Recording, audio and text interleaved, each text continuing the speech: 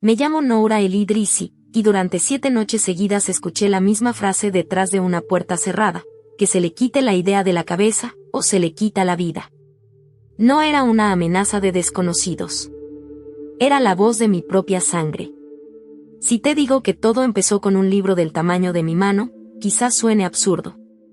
Pero en mi mundo, un mundo de apariencias perfectas, de té de menta servido con sonrisas tensas, de palabras cuidadas como vidrio, un libro podía ser una sentencia. Ese libro no era el Corán. No era poesía. No era un cuaderno de la universidad. Era un Nuevo Testamento. Yo no nací pobre. Tampoco nací libre. Nací en una familia respetada, de esas que no necesitan gritar para que la gente obedezca. En mi casa, el honor era más pesado que las paredes cubiertas de sellige y más frío que el viento del Rif cuando se mete por las rendijas. Mi papá, Hassan, decía que la fe se hereda como el apellido, no se cuestiona. Mi hermano Joseph decía lo mismo. Pero con los puños apretados y la mirada de alguien que disfruta vigilar. Y aún así, yo fui la que hizo preguntas. Las hice en silencio primero. En la cabeza.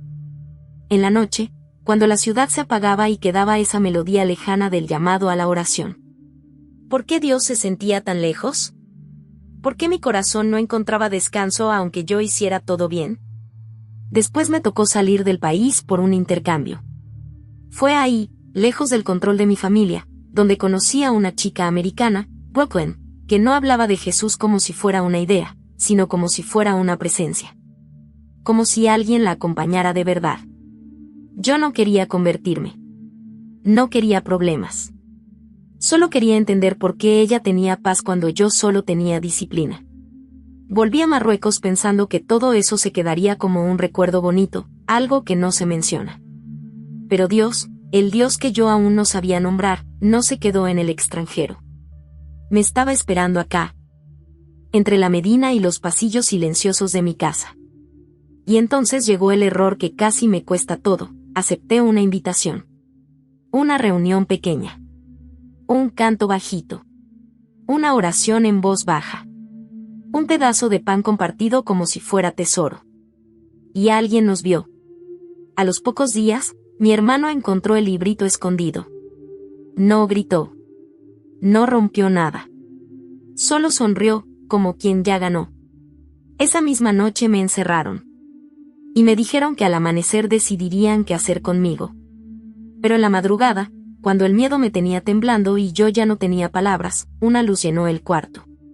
No venía de ninguna lámpara. No venía de la ventana. Y entonces escuché mi nombre, dicho con una ternura que me desarmó por dentro. Porque Jesús hizo algo que nadie en mi familia pudo impedir. Crecí aprendiendo que el silencio también era una forma de obediencia. En mi casa, las conversaciones importantes no se tenían en voz alta, se intuían. Bastaba una mirada de mi padre para saber cuando una pregunta era peligrosa, cuando una curiosidad debía enterrarse antes de convertirse en vergüenza. Desde muy pequeña entendí que no todos los pensamientos merecían salir a la luz. Nuestra casa en Tetuán era grande, antigua, con patios interiores donde el eco de los pasos parecía amplificar cualquier error. Las paredes estaban cubiertas de mosaicos azules y verdes, y siempre olía a pan recién hecho y a hierbabuena. Desde fuera, éramos una familia respetable, intachable. Desde dentro, éramos una familia vigilante. Mi padre, Hassan El Idrissi, no levantaba la voz. No necesitaba hacerlo. Su autoridad era como una sombra constante, no gritaba, pero siempre estaba ahí. Trabajaba cerca de círculos políticos y religiosos, y su mayor obsesión era que nuestro apellido nunca fuera asociado con deshonra. La reputación, repetía, es lo único que no se puede recuperar cuando se pierde. Mi madre, Samira, era ternura contenida. Me peinaba el cabello en silencio, me acomodaba el pañuelo con manos suaves, me besaba la frente antes de dormir. Pero cuando se trataba de decisiones importantes, bajaba la mirada y se hacía pequeña. Ella también había aprendido que amar no siempre significaba proteger. Y luego estaba Joseph, mi hermano mayor. El guardián. El vigilante. El heredero del peso familiar. Desde adolescente asumió el rol de corregir, observar, reportar. Si yo llegaba tarde, él lo sabía. Si sonreía demasiado en una llamada, él preguntaba por qué.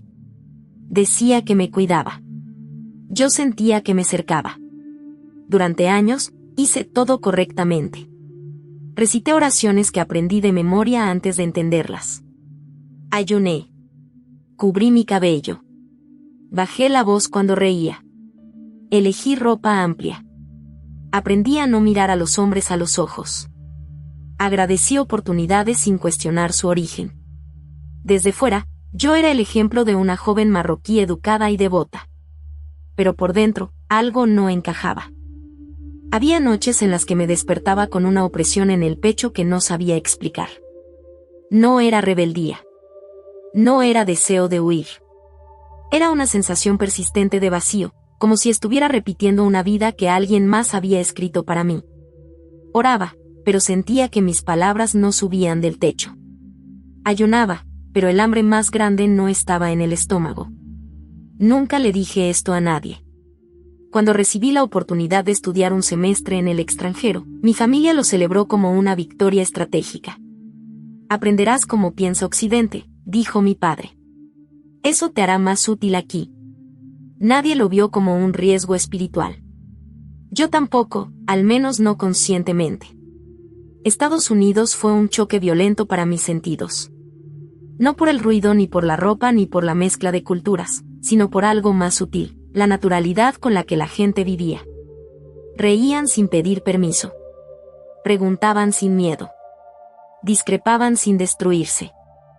Y hablaban de Dios, como si no tuvieran terror de equivocarse. Fue ahí donde conocí a Brooklyn. No intentó convencerme de nada. Nunca discutió. Nunca atacó mis creencias. Simplemente vivía. Leía su Biblia por las mañanas. Agradecía antes de comer. Lloraba cuando oraba, pero no de culpa, sino de alivio. Eso me confundía profundamente. Una noche, después de clases, le pregunté por qué parecía tan en paz. Ella me miró como si la pregunta fuera obvia y dijo: porque no estoy sola. Jesús camina conmigo. No me predicó. No insistió. Solo lo dijo, y algo dentro de mí se estremeció. Yo no sabía entonces que esa frase sería la primera grieta en el muro que había protegido, y encarcelado, mi corazón durante toda la vida. Después de aquella conversación con Brooklyn, nada cambió, y al mismo tiempo, todo empezó a cambiar. Seguimos compartiendo el cuarto, estudiando juntas, caminando por el campus como siempre. Yo seguía usando mi pañuelo cuando hablaba con mi familia por videollamada, seguía cumpliendo con lo que se esperaba de mí. Pero por dentro, algo había despertado. Empecé a observarla con más atención. No como quien vigila, sino como quien intenta aprender un idioma nuevo solo mirando. Brooklyn no hablaba de Dios con miedo. Tampoco con arrogancia. Hablaba como quien describe a alguien amado. A veces la veía leer su Biblia en silencio, subrayando frases, cerrando los ojos como si conversara con alguien que yo no podía ver. Otras veces, simplemente se quedaba sentada, respirando profundo, como si estuviera descansando en un lugar invisible. Una tarde, regresé agotada de clases y la encontré llorando. Pensé que algo terrible había pasado. Un problema familiar, una pérdida, una tragedia. Me senté a su lado, torpe, sin saber cómo consolarla. Cuando le pregunté qué ocurría, levantó la vista con los ojos brillantes y me dijo: estoy agradecida. No entendí. ¿Agradecida por qué? Me explicó que estaba leyendo sobre Jesús, sobre cómo había amado hasta el extremo, incluso a quienes lo traicionaron. Lloraba porque se sentía profundamente conocida y aún así profundamente amada. Esa idea me desarmó. En mi mundo, ser conocida implicaba riesgo. Juicio. Corrección. Castigo. Aquella noche, por primera vez, le pedí que me explicara quién era Jesús. No lo hizo con prisa. No usó palabras técnicas. No comparó religiones. Me habló de un Dios que se acercaba, que tocaba a los intocables, que no exigía perfección antes de amar. Me habló de gracia. Una palabra que yo nunca había escuchado en ese tono. Gracia no como indulgencia barata, sino como regalo inmerecido. Escuché con atención, pero también con cautela. Algo dentro de mí quería creer. Algo mucho más grande tenía miedo. Durante los meses siguientes, acepté acompañarla a algunas reuniones cristianas. Siempre como observadora. Siempre con una distancia emocional que me protegiera si tenía que huir. Pero no huí. Cada vez que entraba en esos espacios sencillos, algo se acomodaba dentro de mí. No había imposición. No había vigilancia. Nadie me preguntaba de dónde venía ni qué había hecho mal. Me ofrecían café, me sonreían, me llamaban por mi nombre. Eso me desconcertaba más que cualquier discusión teológica. En uno de esos encuentros, alguien oró por mí. No me tocó. No me señaló. Solo dijo, Dios, tú conoces su corazón. Sentí un nudo en la garganta que me obligó a bajar la cabeza. ¿Y si era verdad? ¿Y si alguien sí conocía ese lugar secreto que yo había aprendido a esconder incluso de mí misma? El semestre terminó. Regresé a Marruecos con la maleta llena de libros y la cabeza llena de preguntas que no podían ser respondidas en voz alta. En casa, todo seguía igual. El mismo horario. Las mismas expectativas. El mismo control disfrazado de cuidado. Pero yo ya no era la misma. Oraba, y mis palabras se sentían vacías. Intentaba convencerme de que todo lo que había vivido afuera era solo emoción, curiosidad pasajera. Pero cada vez que cerraba los ojos, recordaba esa paz inexplicable. Esa sensación de descanso. Esa idea peligrosa de un Dios cercano. Mi familia empezó a hablar de matrimonio. De compromisos. De futuro. Yo asentía en silencio mientras por dentro algo se quebraba. No porque no quisiera una familia, sino porque sentía que me estaban empujando a una vida donde tendría que enterrarme viva. Fue en ese estado, dividida, cansada, confundida, cuando conocí a Minda. Era enfermera. Filipina. Llegó recomendada por alguien del círculo de mi padre para atender a una tía enferma. No levantaba la voz. Canturreaba bajito mientras trabajaba. Y un día, sin darse cuenta, tarareó una melodía que reconocí. No sabía de dónde la conocía, hasta que entendí. Era un canto cristiano. Nuestros ojos se cruzaron por un segundo. No dijimos nada. Pero en ese silencio, sentí algo que no había sentido desde que dejé Estados Unidos: esperanza. Yo aún no sabía que esa mujer sería el puente hacia el lugar más peligroso y más verdadero de toda mi vida. Y tampoco sabía que el tiempo se estaba agotando. El canto de Minda quedó flotando en el aire como una pregunta que nadie se atrevía a formular. Ella bajó la mirada de inmediato, consciente de su error, y siguió trabajando como si nada hubiera pasado. Yo hice lo mismo. En mi casa, los errores no se comentaban, se archivaban o se castigaban. Pero esa noche no pude dormir. Me quedé mirando el techo de mi habitación, escuchando el murmullo lejano de la ciudad y el crujido suave de la casa acomodándose al frío nocturno. La melodía volvía una y otra vez, mezclándose con recuerdos de Brooklyn, de las reuniones discretas, de aquella palabra que seguía resonando dentro de mí, gracia. Durante días observé a Minda en silencio. No buscaba pruebas. No necesitaba confirmación. Había algo en su manera de moverse, en su serenidad constante, en la forma en que enfrentaba el cansancio sin quejarse, que me resultaba demasiado familiar. Era la misma paz que había visto en Brooklyn. La misma quietud inexplicable. Una tarde, mientras ayudaba a mi tía a dormir, me acerqué a Minda en la cocina. El vapor del té subía lento, empañando los azulejos. Sentí que el corazón me golpeaba el pecho con violencia. No podía permitirme un error. La canción, dije en voz baja. ¿De dónde es? Ella se quedó inmóvil. No me miró de inmediato. Respiró hondo, como quien evalúa si vale la pena cruzar una línea invisible. Finalmente habló, apenas por encima de un susurro. Es una alabanza, respondió. A Jesús. El mundo no se acabó. Las paredes no se cerraron sobre nosotras. Nadie irrumpió en la cocina. Y aún así, Sentí que había dado un paso del que no podría volver. Minda no sonrió. No celebró. Me miró con una mezcla de ternura y cautela. Me preguntó si sabía lo que significaba decir ese nombre en ese lugar. Asentí. Lo sabía mejor de lo que quería admitir. A partir de ese momento, comenzamos a hablar en fragmentos. Nunca frases completas. Nunca en el mismo lugar. Nunca 2 veces seguidas. Palabras sueltas mientras caminábamos. Miradas que decían más que discursos. Ella no me ofreció respuestas rápidas. Solo escuchó. Le hablé de Estados Unidos. De Brooklyn. De esa sensación constante de estar viviendo una vida que no me pertenecía. Le confesé que no sabía en qué creía ya, pero sí sabía en que no encontraba descanso.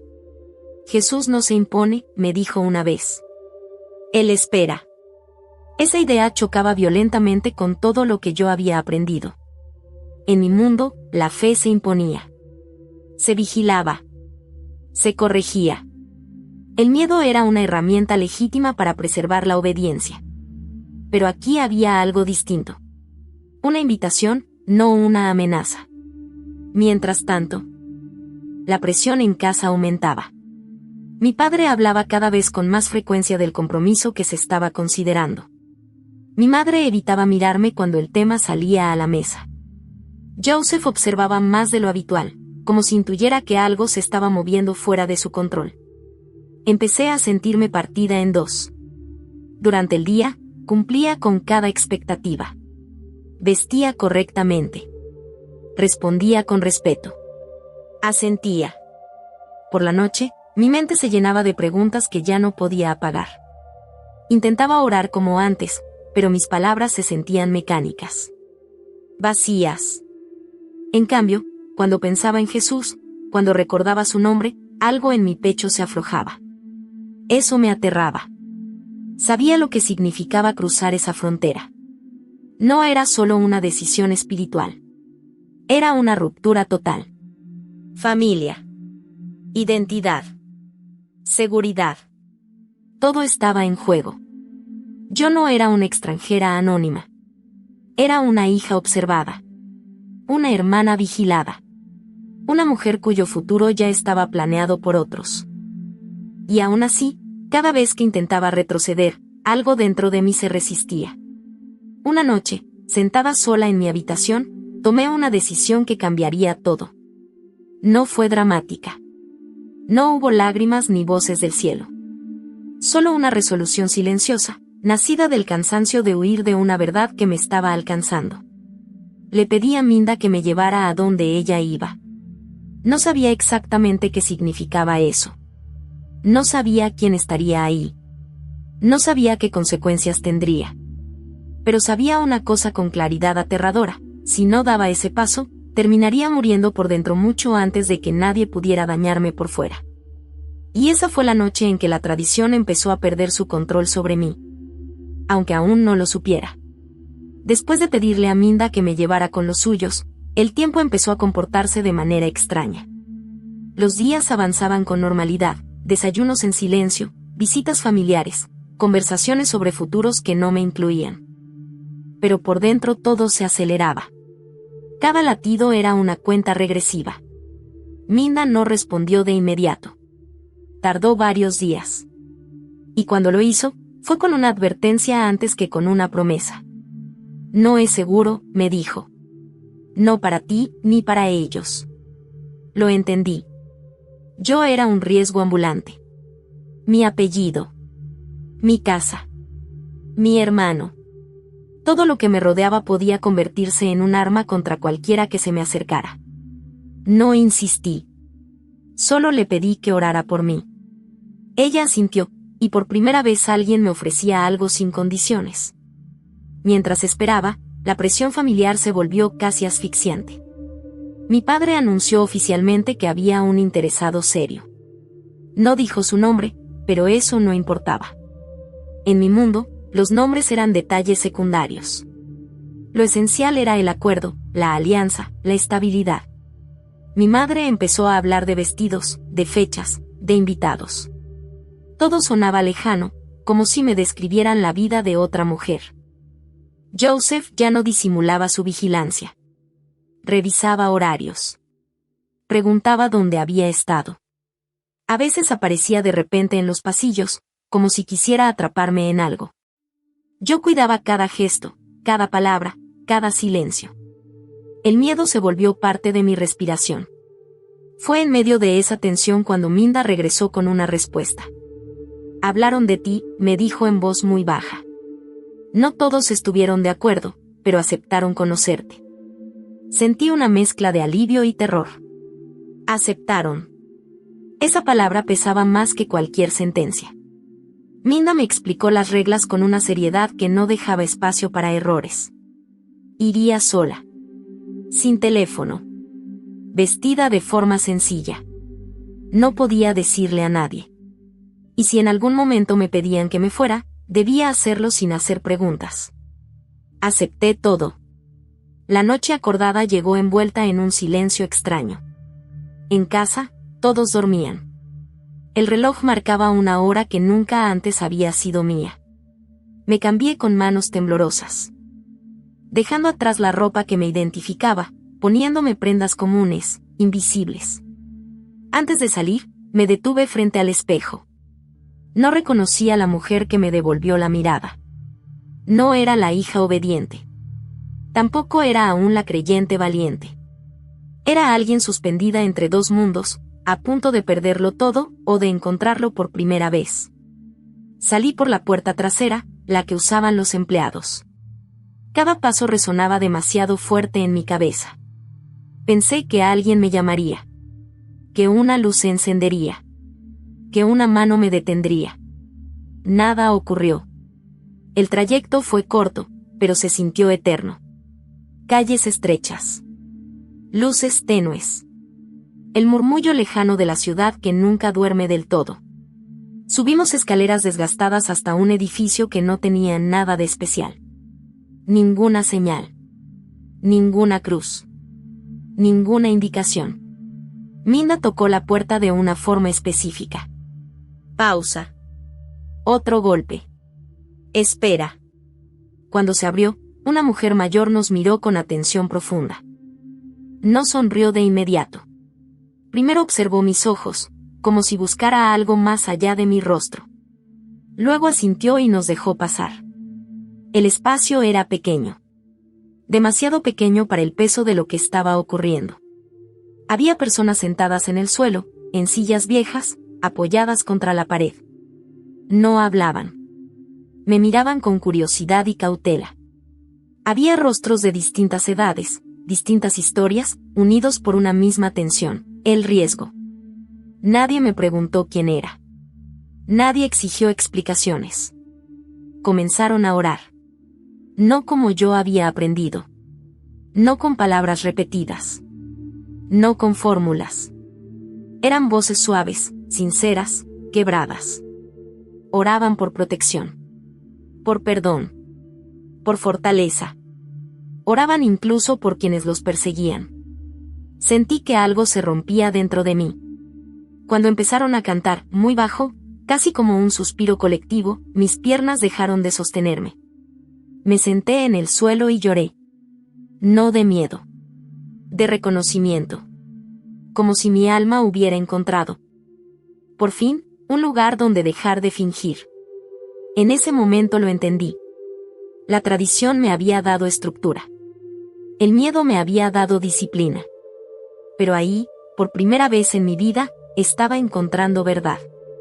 Y ya no había marcha atrás. Salí de aquel departamento con el corazón desbordado y los sentidos en alerta máxima. El aire nocturno me golpeó el rostro como si regresara de otro mundo. Todo afuera seguía igual, las calles estrechas, las luces amarillas, el murmullo lejano de la ciudad. Pero yo no era la misma mujer que había entrado. Durante días intenté comportarme con absoluta normalidad. Volví a sentarme a la mesa familiar, a escuchar planes que ya no sentía míos, a responder con respeto automático. Nadie parecía sospechar nada, y eso me inquietaba aún más. El silencio de Joseph era demasiado cuidadoso, como si estuviera esperando el momento adecuado para cerrar una trampa. Mientras tanto, por dentro, algo ardía. No era euforia. Era una certeza incómoda.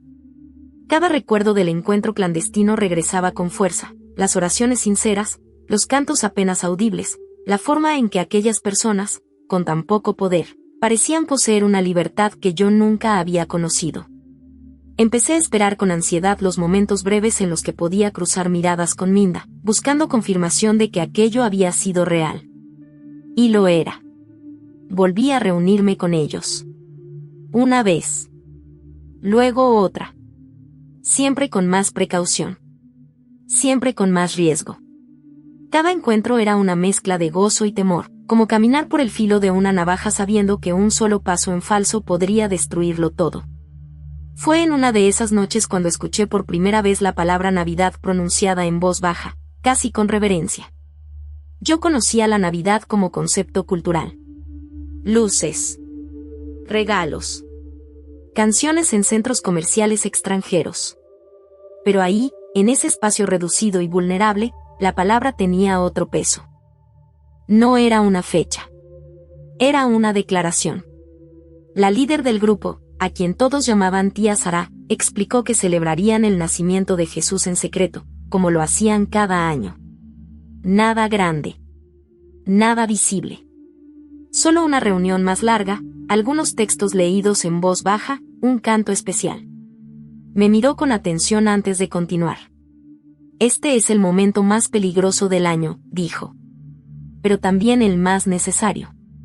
Sentí un escalofrío recorrerme la espalda. Sabía perfectamente que la celebración de la Navidad estaba prohibida. Sabía lo que significaba ser descubierta. Sabía que para mí el riesgo no era solo prisión, sino algo mucho más definitivo. Y aún así, cuando tía Sara preguntó si alguien nuevo quería asistir, mi corazón respondió antes que mi razón. Quería estar ahí. No por rebeldía. No por desafío. Sino porque, por primera vez en mi vida, sentía que estaba siendo invitada a algo verdadero. Algo que no dependía de mi apellido, de mi obediencia. Ni de mi utilidad social. Los días previos a la Navidad fueron una tortura silenciosa. En casa, los preparativos para mi futuro compromiso avanzaban. Mi madre hablaba de visitas próximas. Mi padre recibía llamadas importantes. Joseph me observaba con ojos que ya no escondían desconfianza. Yo vivía una doble vida que empezaba a pesarme como una carga imposible. Sonreía cuando debía sonreír. Asentía cuando debía asentir. Pero cada noche, al cerrar los ojos, mi mente regresaba a ese pequeño departamento donde nadie fingía. Minda me advirtió una vez más. Si decides ir, ya no habrá vuelta atrás. No respondió con miedo. Respondí con una paz extraña. La noche de la celebración llegó sin dramatismo. No hubo señales. No hubo advertencias. Solo una quietud densa, como si la ciudad contuviera el aliento. Salí de casa con el mismo cuidado de siempre, pero esta vez sentía que cada paso me acercaba a una línea invisible. Cuando entré al departamento, el ambiente era distinto. Había pequeños detalles hechos a mano. Un trozo de tela con una estrella bordada. Una vela escondida detrás de un vaso. Un silencio expectante cargado de significado. Comenzaron a cantar muy bajo. Y en medio de esa fragilidad absoluta, algo dentro de mí se rindió por completo. Mientras escuchaba la historia del nacimiento de Jesús, un Dios que eligió entrar al mundo en vulnerabilidad, perseguido desde el inicio, entendí que ya no estaba solo observando. Ya no estaba probando. Ya no estaba dudando desde la distancia. Estaba creyendo. Y sin saberlo, alguien más también estaba observando. La celebración terminó sin aplausos, sin despedidas largas, sin abrazos visibles. Nadie quería ser recordado saliendo al mismo tiempo. Uno a uno, en silencio, nos fuimos dispersando como sombras que regresan a sus escondites antes del amanecer. Yo salí con el corazón lleno, y una inquietud que no lograba ignorar. Durante el camino de regreso, tuve la sensación persistente de que algo había cambiado en el aire. No era miedo todavía. Era una presión sutil, como cuando el clima anuncia tormenta antes de que caiga la primera gota. Me repetí que era solo el cansancio, la emoción acumulada, el peso de una noche intensa. Pero mi cuerpo sabía algo que mi mente se resistía a aceptar. Al llegar a casa, todo estaba en silencio. Demasiado silencio. Cerré la puerta con cuidado, conteniendo la respiración. Avancé por el pasillo oscuro hasta mi habitación, quitándome los zapatos para no hacer ruido. Fue entonces cuando lo vi, la luz encendida debajo de la puerta del despacho de mi padre. A esa hora, solo había una razón para eso. Sentí como la sangre me abandonaba el rostro. No entré. No pregunté. Caminé despacio hasta mi habitación y cerré la puerta con manos temblorosas. Me senté en la cama sin cambiarme de ropa, escuchando voces bajas. Pasos. Un murmullo que reconocí demasiado bien. La voz de Joseph. Esa noche casi no dormí. A la mañana siguiente, el ambiente en casa era irrespirable. Nadie mencionó la noche anterior. Mi madre evitaba mirarme. Los empleados se movían con torpeza, como si supieran que algo grave estaba por ocurrir. Joseph no apareció durante el desayuno. Mi padre tampoco. Fue después del mediodía cuando me llamaron. No fue un grito. No fue una orden brusca. Fue una solicitud formal, pronunciada con una cortesía que solo se usaba cuando las decisiones ya estaban tomadas. Tu padre quiere verte. El trayecto hasta el despacho se sintió interminable. Cada paso resonaba como una confesión. Cuando la puerta se abrió, lo entendí todo sin que nadie dijera una palabra. Mi padre estaba sentado detrás del escritorio. Su rostro no mostraba enojo. Eso me asustó más que cualquier grito. A su lado, de pie, estaba Joseph. En su mano sostenía algo pequeño. Un cuaderno. Mi cuaderno. El que había usado para anotar pensamientos sueltos. Versículos que había escuchado. Frases que no me atrevía a decir en voz alta. No había nombres. No había direcciones. Pero había suficiente. ¿Quieres explicarnos esto?, preguntó mi padre, con una calma que helaba la sangre. Pude haber mentido. Pude haber dicho que era curiosidad académica. Que eran notas de estudio. Que no significaban nada. Las palabras estaban ahí, listas para salvarme. Pero al ver el cuaderno abierto, con una frase subrayada que decía la verdad los hará libres, algo dentro de mí se quebró definitivamente. Negué con la cabeza. No, respondí.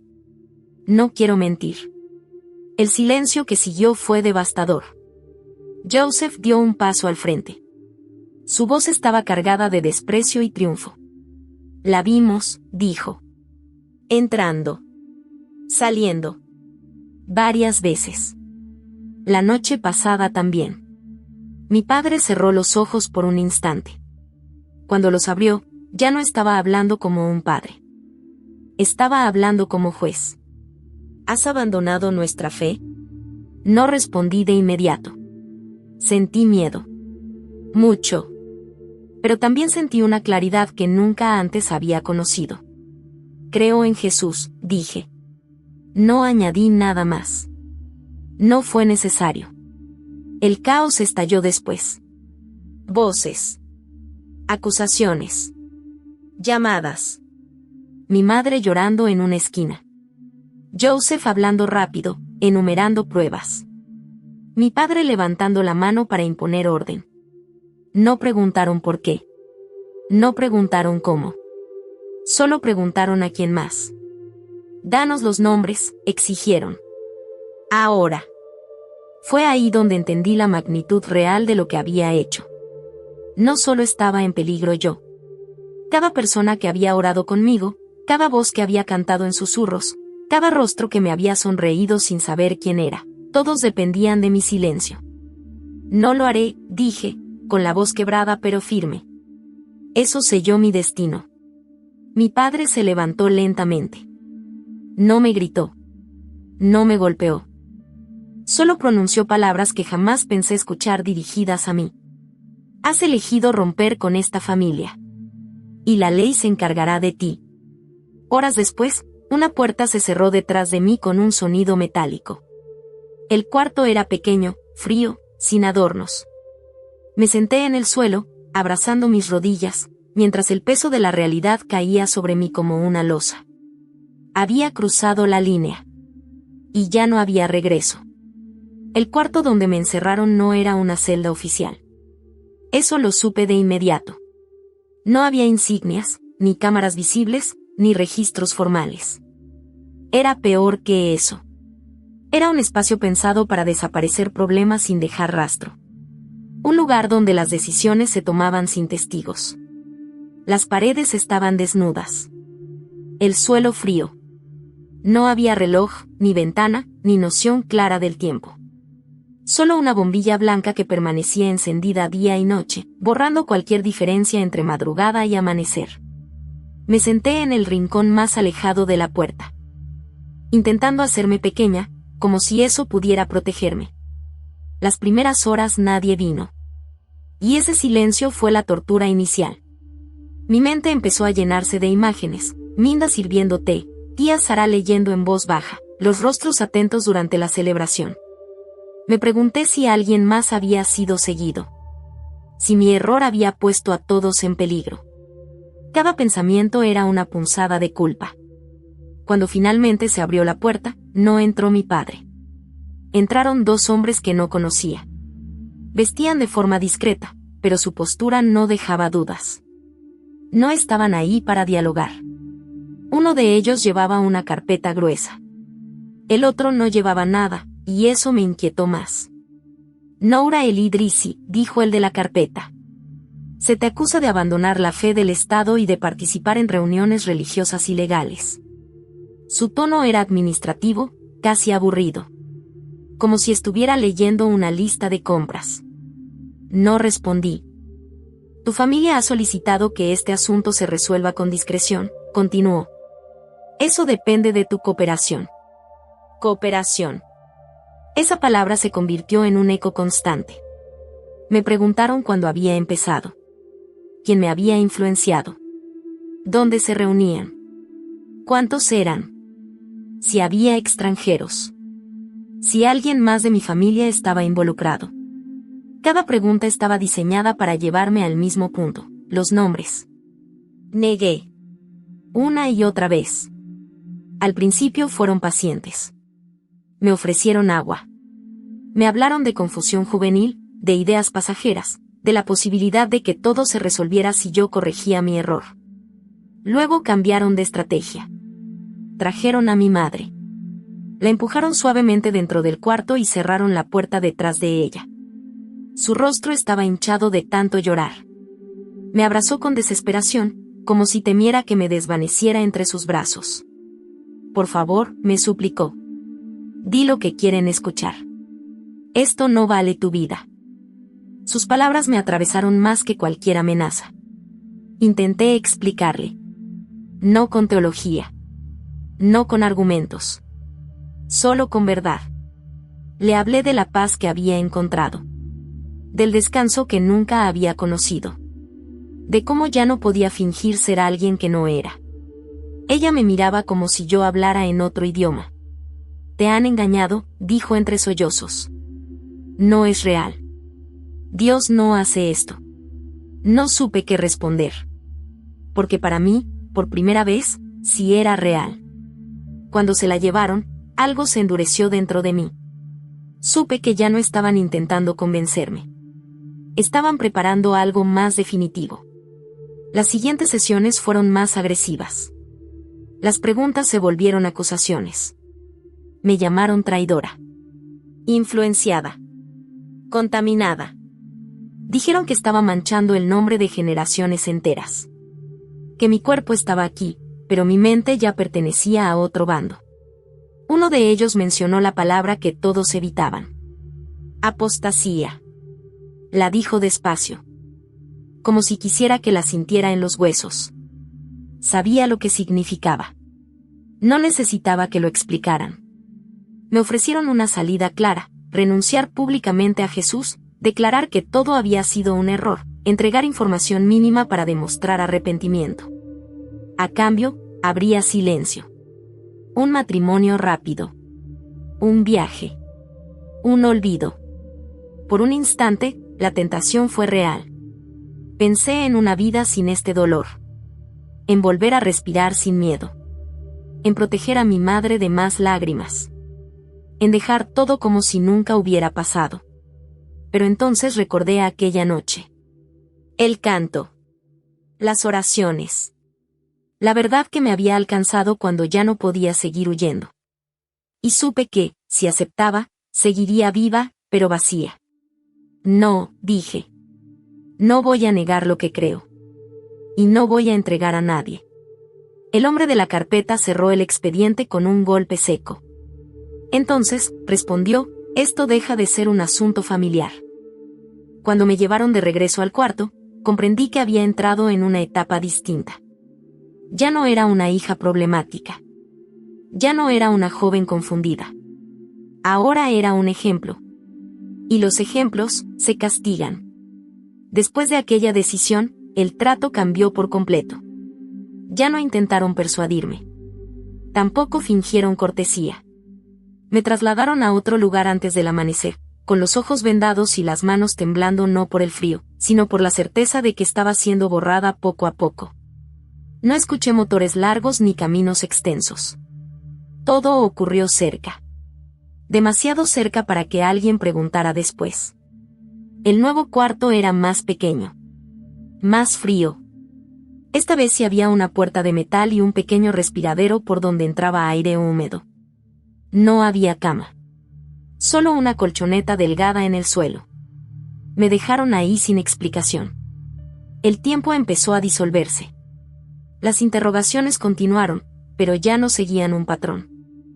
A veces llegaban de madrugada. A veces me dejaban horas sin decir una palabra, sentados frente a mí, observando.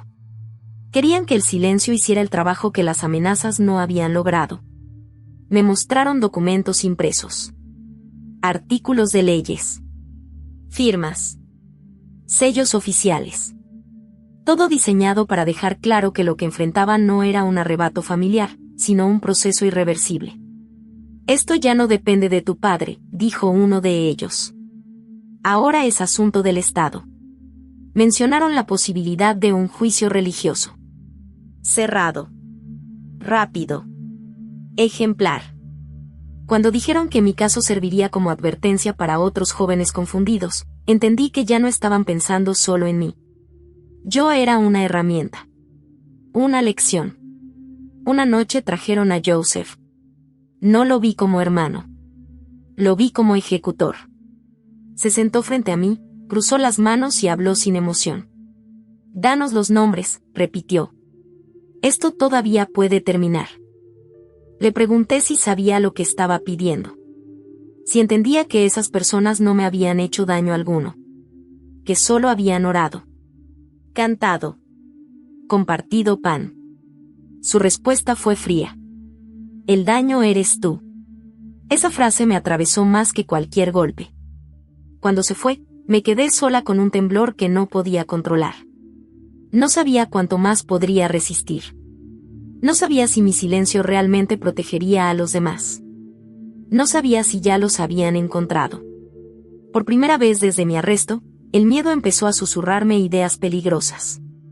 Tal vez una mentira piadosa. Tal vez un nombre falso. Tal vez Dios entendería. Esa noche, me derrumbé. Me senté en el suelo, apoyé la espalda contra la pared y lloré sin intentar contenerme. Lloré por mi madre. Por la niña que fui. Por la mujer que nunca llegaría a ser en ese lugar. Y lloré porque, por primera vez, me sentí verdaderamente sola. No recité oraciones memorizadas. No busqué palabras correctas. Solo dije su nombre. Jesús, si eres real, no me sueltes ahora. No hubo luz. No hubo voces. No hubo respuestas inmediatas. Pero algo ocurrió.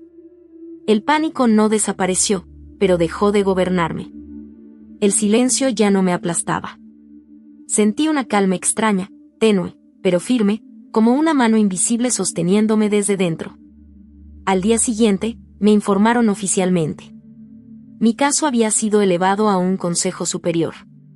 La acusación formal era apostasía. La sentencia posible, definitiva. No pronunciaron la palabra. No fue necesario. Me dieron tiempo. No para prepararme, sino para quebrarme. Trajeron más textos. Más advertencias. Más descripciones gráficas de lo que les sucede a quienes persisten en el error. Querían que el miedo se convirtiera en mi último argumento.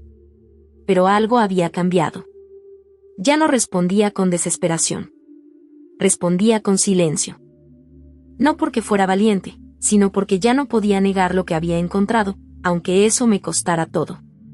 Una tarde, mientras me escoltaban de regreso al cuarto, escuché a 2 guardias hablar entre ellos.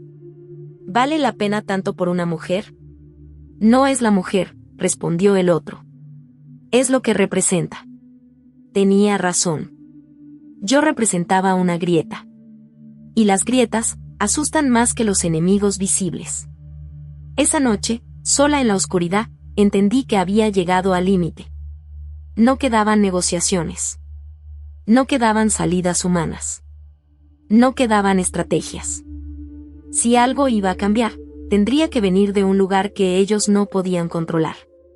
Y sin saberlo, estaba a punto de descubrir que incluso en el cuarto más cerrado, el cielo todavía sabe entrar. La noche en que todo cambió no empezó con nada extraordinario. No hubo advertencias. No hubo sueños. No hubo señales en el cielo. Fue una noche como todas las demás desde mi encierro, fría. Silenciosa, interminable. Me acosté sobre la colchoneta delgada, mirando la oscuridad como quien ya no espera nada. El cuerpo agotado. La mente vacía. El alma, al borde. Habían pasado varios días desde que me notificaron que la acusación formal era apostasía. Nadie me dijo cuándo sería la decisión final. Esa incertidumbre era parte del castigo. Cada respiración podía ser la última vivida como mujer libre.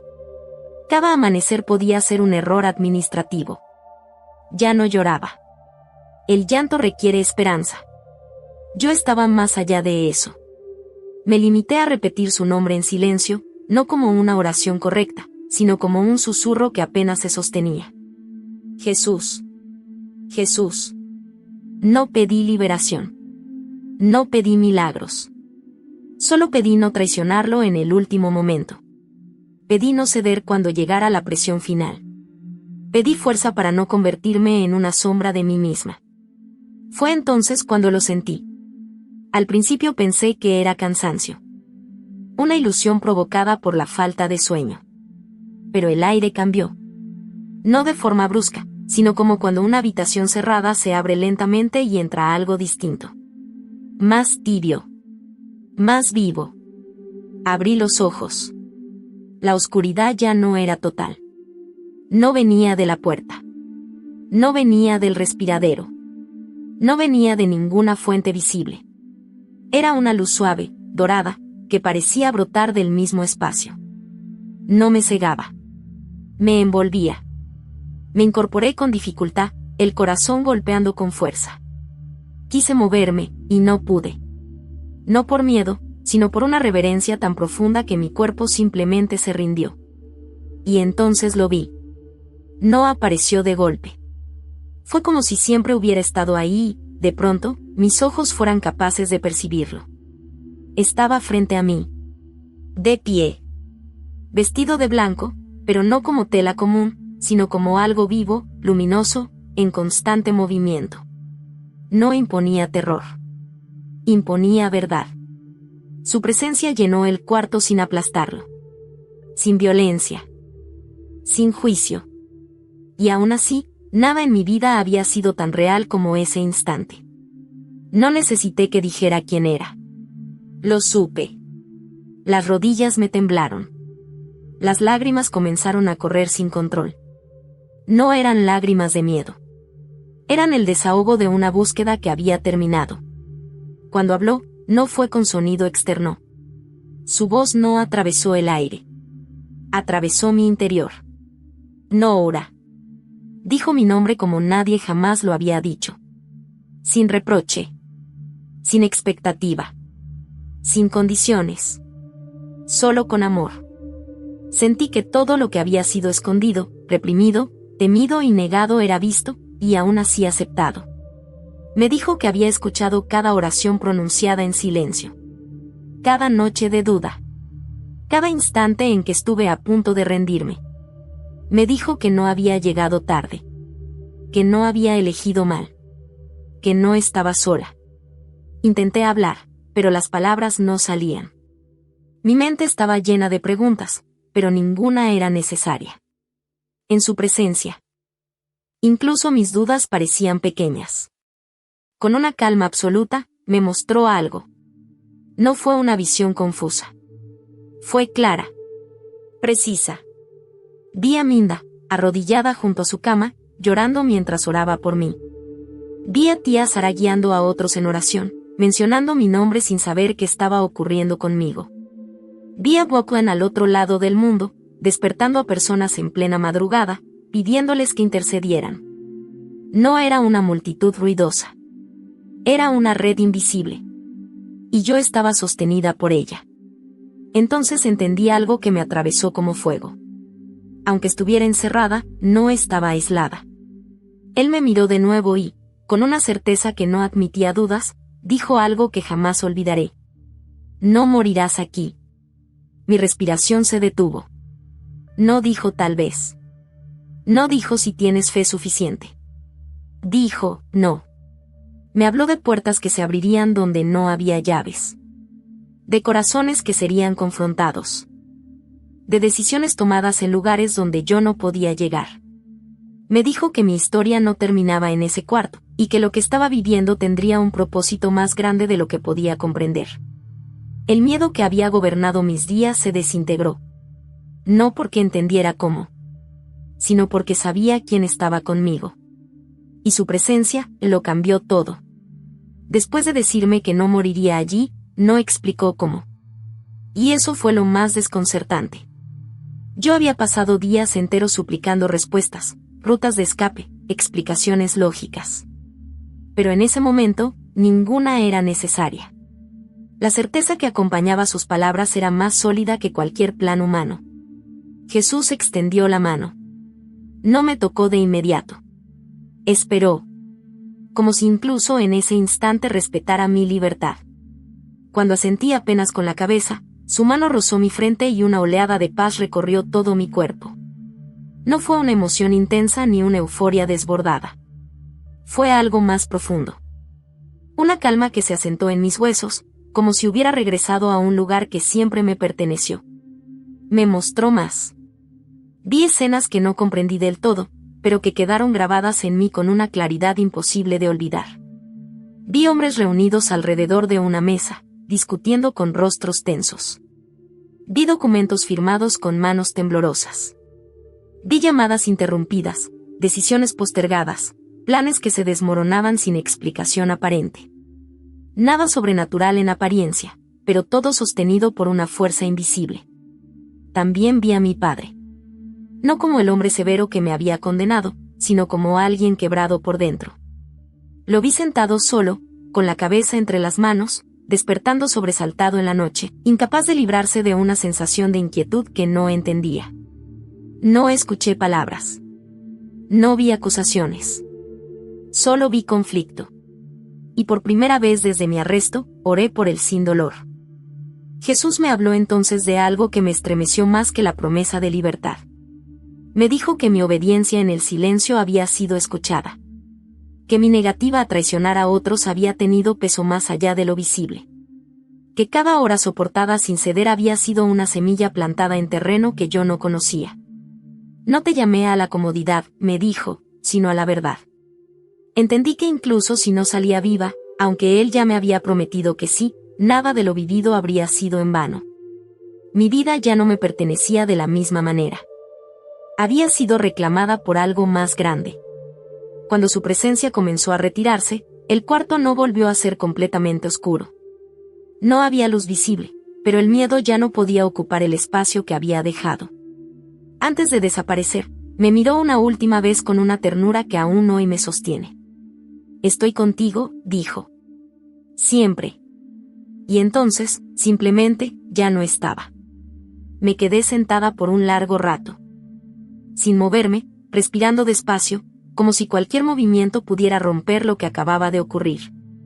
No sabía si habían pasado minutos u horas. Solo sabía que algo irreversible había sucedido dentro de mí. Cuando finalmente me recosté, dormí. Dormí profundamente, por primera vez desde mi arresto. Los días siguientes fueron extraños. No porque las circunstancias cambiaran de inmediato, sino porque yo había cambiado. Las paredes seguían ahí. La puerta seguía cerrada. Las interrogaciones continuaron. Pero nada lograba tocarme de la misma forma. Los guardias lo notaron. Me miraban con desconfianza, como si esperaran llanto, súplicas, quiebre. En lugar de eso, encontraban silencio sereno. Una firmeza que no coincidía con mi situación. Uno de ellos evitaba mirarme directamente. Otro me observaba como si buscara una grieta que ya no existía. Yo sabía algo que ellos no. Sabía que mi historia no terminaría en ese lugar. No sabía cuándo. No sabía cómo. Pero sabía quién tenía la última palabra. Y esa certeza me sostuvo mientras el mundo exterior comenzaba a moverse. Aunque yo aún no podía verlo. La transformación no llegó con ruido. Llegó en silencio. Nada cambió de inmediato en el exterior. La puerta seguía cerrándose con el mismo sonido metálico. El aire seguía húmedo. Los pasos de los guardias seguían marcando el ritmo de mis días. Pero dentro de mí, algo había sido reordenado de raíz. El miedo, que antes ocupaba cada pensamiento, ya no era el centro. Seguía ahí, sí, pero ya no mandaba.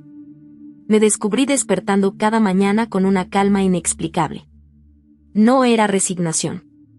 Era expectativa. Sabía que Jesús había hablado verdad. Y esa certeza empezó a producir algo nuevo en mí, paciencia. No una paciencia pasiva, sino una confianza activa, como alguien que espera un tren sabiendo exactamente que llegará, aunque no vea aún las luces en el horizonte. Comencé a orar de una forma distinta. Ya no solo pedía. Agradecía. Agradecía incluso por el encierro, porque había sido ahí donde lo había conocido de verdad. Agradecía por la fortaleza que no venía de mí. Agradecía por las personas que estaban orando sin saber si yo seguía viva. Esa gratitud empezó a derramarse hacia afuera. Los guardias lo notaron primero. Uno de ellos, el más joven, me observaba con insistencia. Un día, al dejar la bandeja de comida, dudó antes de irse. No dijo nada. Pero sus ojos estaban llenos de preguntas. No las formuló en voz alta, y yo tampoco. A veces, el simple hecho de no odiar ya es un testimonio. Las interrogaciones se volvieron menos frecuentes. No porque hubieran perdido interés, sino porque algo estaba ocurriendo más arriba. Lo percibía en los cambios sutiles, retrasos, conversaciones en voz baja fuera del cuarto, funcionarios nuevos que me miraban como si yo fuera un expediente incómodo que nadie quería cargar. Un día, sin explicación, me llevaron a una sala distinta. No hubo amenazas. No hubo gritos. Solo preguntas breves, imprecisas, como si quienes las hacían ya no estuvieran seguros de lo que buscaban. ¿Sigues afirmando lo mismo?, preguntaron. Sí, respondí. Esperaban desafío. Encontraron paz. Algo en ese contraste los descolocó. Esa misma noche, mientras regresaba al cuarto, escuché una frase que no estaba destinada a mis oídos. Esto se está complicando demasiado. No entendí todo, pero supe que la historia estaba cambiando de dirección. Mientras tanto, los primeros frutos de lo que había ocurrido en mí comenzaron a aparecer de formas inesperadas. Dejé de reaccionar con dureza cuando mencionaban a mi familia. Dejé de sentir rencor hacia Joseph. Por primera vez, pude orar por él sin que el pecho se me cerrara. Eso no era humano. Yo sabía cómo era mi corazón antes. Sabía que esa capacidad de perdón no había nacido de mí. Era una evidencia silenciosa de que algo nuevo estaba creciendo. Una tarde, trajeron a mi madre nuevamente. Esta vez no venía a suplicar. Venía confundida. Se sentó frente a mí y me miró largo rato, como si buscara a la hija que conocía y encontrara a alguien distinto. No dije nada. No traté de convencerla. Solo la abracé cuando se acercó. No entiendo, susurró. Pero ya no te veo igual. No supe qué responder. Tal vez no hacía falta. Antes de irse, me tomó las manos y dijo algo que jamás pensé escuchar en ese lugar. No te veo derrotada. Cuando se fue, me quedé temblando. No de miedo. De asombro. Porque entendí que, incluso antes de salir de esa habitación, algo ya había sido ganado. La transformación no era solo para sobrevivir. Era para dar testimonio. Para mostrar que la fe que había encontrado no me había vuelto débil, sino libre, incluso ahí dentro. Esa noche, recostada en la colchoneta. Sonreí por primera vez desde mi arresto. No sabía cuándo se abriría la puerta. Pero sabía que, cuando eso ocurriera, la mujer que saldría no sería la misma que había entrado. Los cambios comenzaron a manifestarse primero como interrupciones. Nada era claro. Nada era explicado.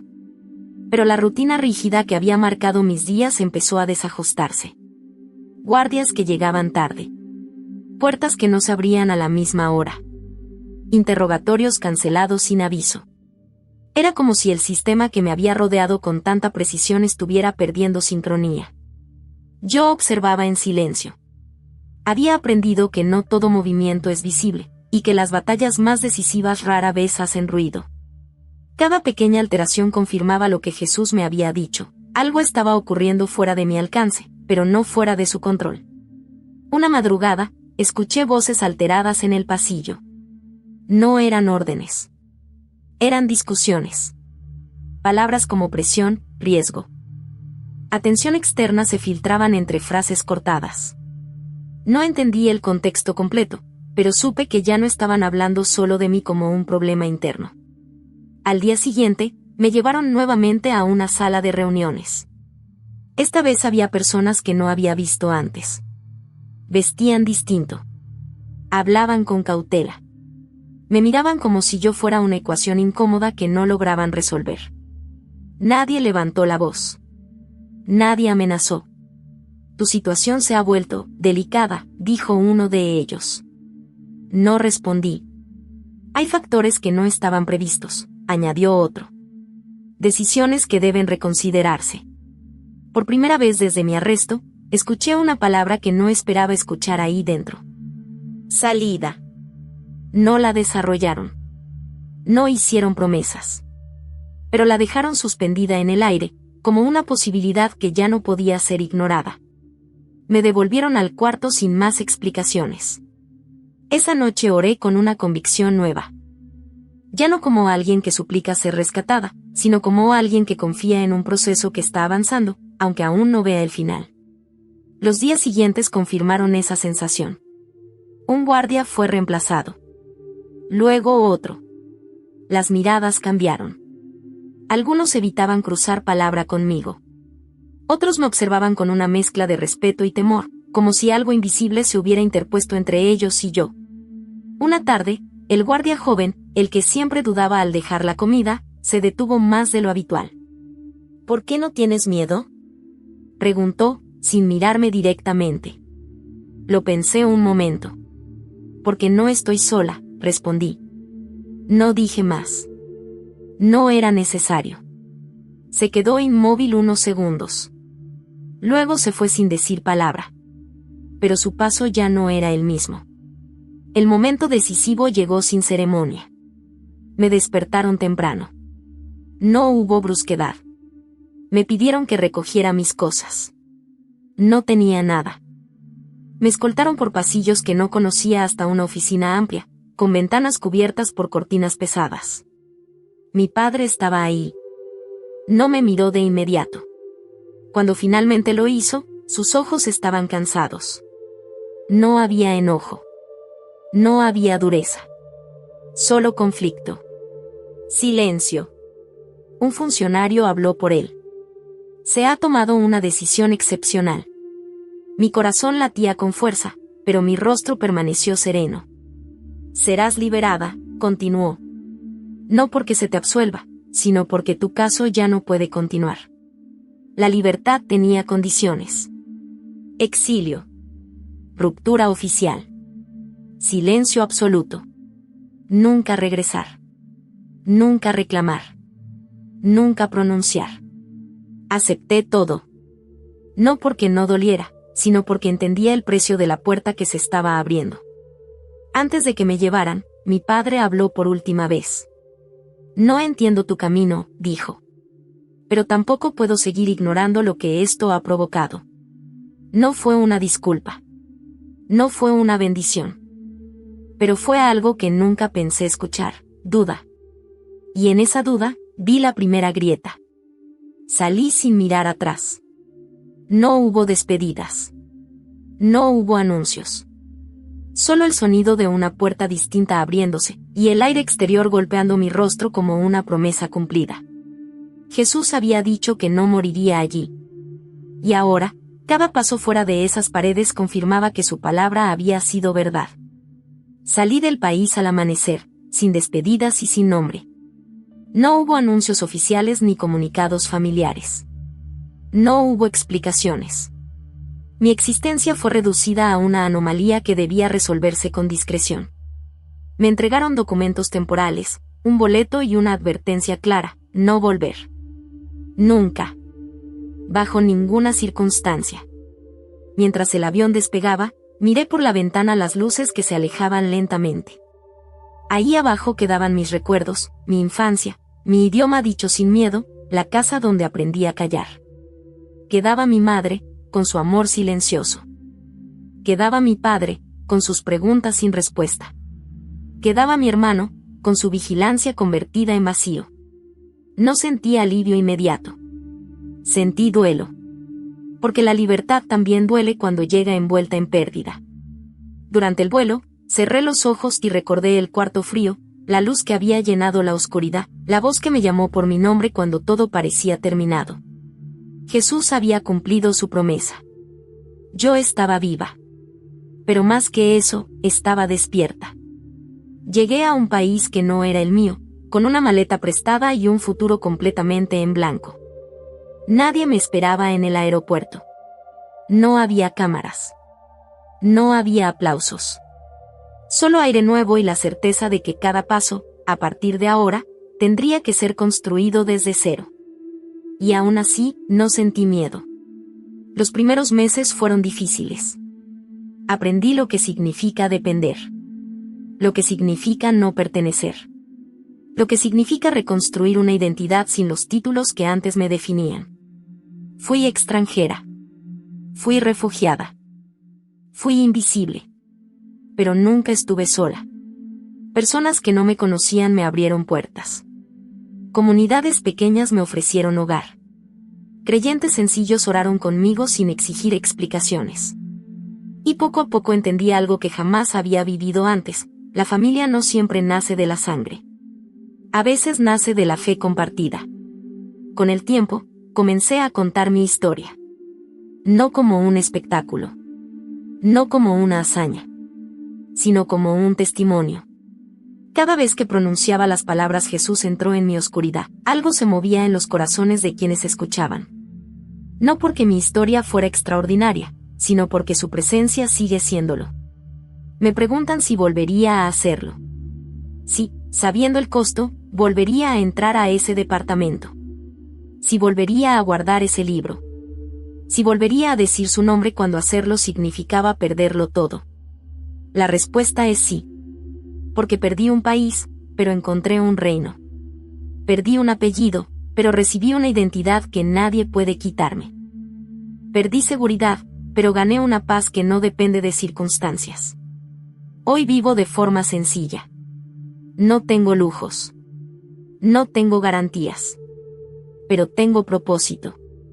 Y eso vale más que cualquier protección temporal que el miedo pueda ofrecer. Sigo orando por mi familia. Por mi madre, para que conozca el descanso que yo encontré. Por mi padre, para que las preguntas que lo persiguen se conviertan en verdad. Por mi hermano, para que el control no siga siendo su refugio. Y sigo orando por quienes, como yo, viven su fe en silencio. Por los que se reúnen en cuartos pequeños. Por los que cantan bajito. Por los que esconden libros. Por los que aman a Jesús en lugares donde hacerlo tiene un precio alto. Si tú estás escuchando esto y sientes que tu fe te ha puesto en peligro, no estás solo. Si sientes que seguir a Cristo te está costando relaciones, seguridad, aceptación, no estás solo. Si has pensado que tal vez sería más fácil callar, no estás solo. Yo estuve en un cuarto sin ventanas. Estuve frente a una puerta cerrada. Estuve a un paso de desaparecer. Y ahí, Él entró. No siempre abre la puerta de la forma que esperamos. No siempre nos devuelve lo que perdimos. Pero siempre cumple su palabra. Jesús no me prometió una vida fácil. Me prometió que estaría conmigo. Y eso fue suficiente. Hoy, cada vez que escucho una puerta cerrarse, recuerdo algo que ya no puede ser borrado de mí. Hay puertas que solo Dios puede abrir, y cuando Él lo hace, nadie puede cerrarlas. Si esta historia tocó algo dentro de ti, no la ignores. Escribe la palabra puerta en los comentarios. No como un gesto público, sino como una oración silenciosa. Porque tal vez, justo ahora, Dios está preparando una salida que aún no puedes ver. Y cuando llegue, recordarás que nunca estuviste solo.